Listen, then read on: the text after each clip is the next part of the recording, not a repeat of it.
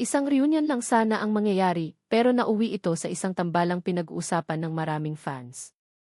Nang sorpresahin ni Bimbi Aquino si Riza Maidizon sa kanyang 21st birthday celebration sa Eat Bulaga noong June 2026, mabilis na napansin ng audience ang natural nilang chemistry.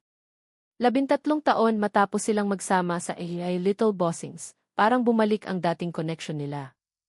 Mas naging malakas ang reaksyon dahil hindi lang nostalgia ang dala nila. Nagbiruan sila, nagkwentuhan tungkol sa kanilang childhood memories, at sinabi mismo ni Bimbi na gusto niyang maibalik ang dati nilang friendship matapos silang mawalan ng kontak. Nang sabihin pa niyang kung hindi man sila maging magkatuluyan, gusto niyang maging ninong sa kasal ni Reza, lalong umingay ang studio at social media. May isa pang dahilan kung bakit mabilis nagustuhan ng fans ang Ima Ebi. Hindi ito isang tambalang kailangang piliting likhain mula sa simula. May shared history na sila, may childhood memories, at may pelikulang matagal nang naaalala ng kanilang audience.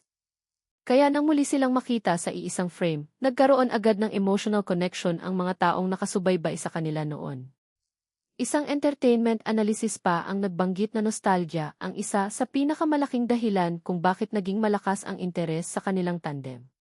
Mas interesting pa dahil may bagong audience na nakakakita sa kanila sa ibang version.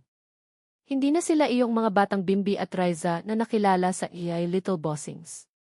Mas mature na sila, mas confident, at may kanya-kanyang personalidad na ngayon. Pero kapag magkasama sila, bumabalik ang dating natural na energy na unang nagustuhan ng publiko. Kaya naging patok ang Maebi hindi lamang dahil sa kilig. Pinagsasama nito ang nostalgia ng dating fans, curiosity ng bagong viewers, at isang friendship na nagsimula pa noong childhood.